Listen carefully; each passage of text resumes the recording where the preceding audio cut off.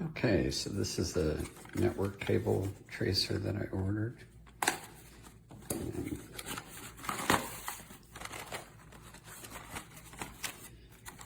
Okay, there's the instructions. And wow, it actually comes with batteries. That's amazing. Okay, here's the tracer. This is going to be what gives out the tone, and you can also use this to check your wiring.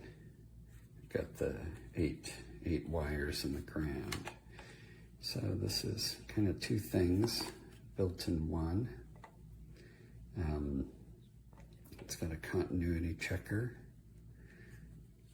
So I work with networks.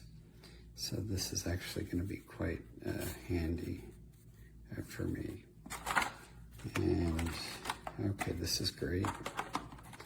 It's got just a little extension cable, and if I wanted to test it, I could put the batteries in it, and basically I'd be testing the cable that came with it.